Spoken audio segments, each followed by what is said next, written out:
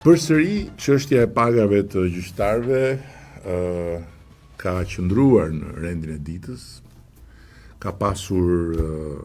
shumë komente, ka pasur shumë çuditëra, ka pasur dhe shumë absurditete që e kanë shoqëruar këtë debat ku për fat keq përmes disa shoqatash, dy shoqata gjyqtarësh dhe një shoqat prokurorësh, gjykatësit janë vetë vendosur në syrin e një cikloni popullor në kuptimin e një pakënaqësie popullore lidhur me kërkesën e tyre për të rritur pagat. Dhe këtë e tregojnë jo vetëm të dhënat e anketimit tonë të brendshëm, që janë rreth 90% e shqiptarëve që refuzojnë idenë që gjykatësve duhet të rriten pagat, madje ka 1% e tyre që thonë duhet të ulen pagat, gjë që është absolutisht e padrejtë, e pamundur dhe e pamenduar nga askush. Ndërkohë që vetë gjykatësit pretendojnë që ne duam të ulim pagat. Dhe më e bukura, në një insistim të një arsyetimi absolutisht të pa justifikueshëm për nga shëndeti logjik, zërat që e përfaqësojnë atë kategori thonë se pagat e tyre po ulen për shkak se pagat e tjerëve po rriten. Do me thënë, edhe një herë, çfarë ne kemi bërë me reformën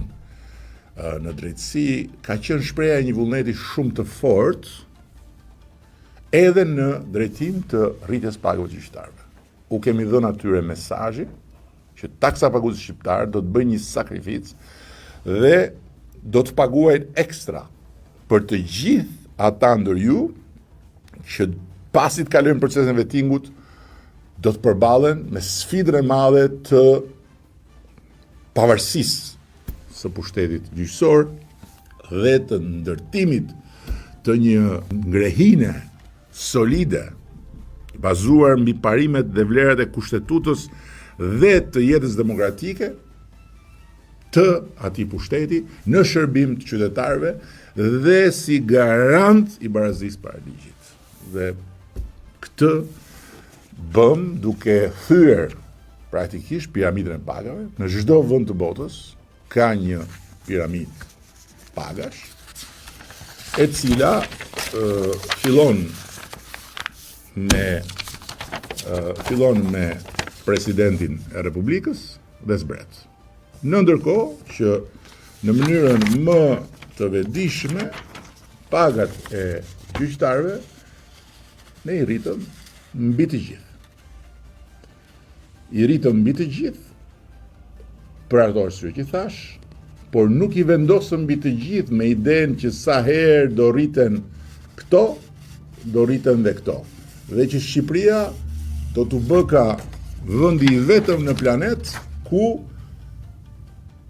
mbi të gjithë dhe të gjitha është kasta e gjykatësve. Kjo nuk mund të ndodhë dhe kjo nuk ka për të ndodhur.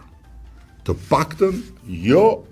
me mua dhe me Partinë Socialiste të Shqipërisë si shumicë qeverisëse dhe jo në asnjë mënyrë si një sfidë ndaj pushtetit gjyqësor, por si një thirrje, si një domosdoshmëri e brendshme e shtetit që të gjitha kategoritë e shërbëtorëve të tij, përfshirë dhe gjykatësit, të kenë sensin e drejtës dhe sensin e shtetit, duke mos kërkuar qiqra në hell, aq më tepër pastaj duke përdorur dhe gurin dhe arrën që gjykatësit kanë dorë vetë. Kjo është shumë e thjeshtë. Dhe kjo është dhe arsyeja pse unë nuk kam hyrë në asnjë polemik me asnjë person, se nuk ka asgjë personale në këtë, ndërkohë që, siç ndodhi, jam sulmuar personalisht dhe është sulmuar qeveria nga autorët e deklaratës së një shoqate të gjykatësve, që jam i bindur nuk janë konsultuar me të gjithë gjykatësit për tekstin, se jam i sigurt që do t'i thoshin po çfarë po bëni, ne jemi këtu për të kërkuar diçka për veten tonë, por nuk jemi këtu për të bërë politikë dhe për të sulmuar qeverinë e kësaj republike se të ishin parti politike. Apo ja. Gjithsesi, mendoj që pozitive është që nuk ka pasur reagim të reagimit tim, nuk dua të bëj polemik, dua vetëm të them që gjykatësit nuk mund të kenë një rritje pagash të përjetshme mbi të gjithë të tjerët, dhe gjykatësit nuk mund të arrisin pagën e tyre me 2.000 dhe 3.000 euro në muaj, plus nga ajo që marrin që është më e lartë se sa që marrin sot të gjithë të tjerët. Kjo nuk ka për të ndodhur, nuk mund të ndodhi, nuk duhet ndodhi, dhe shpresoj që gjykata kushtetuese t'i vëri vullën njëherë mirë këtij debati absurd dhe këtij debati që e dëmton në sytë e opinionit publik besueshmërinë, padrejtësisht besueshmërinë e gjykatësve, sepse në këtë rast kemi thash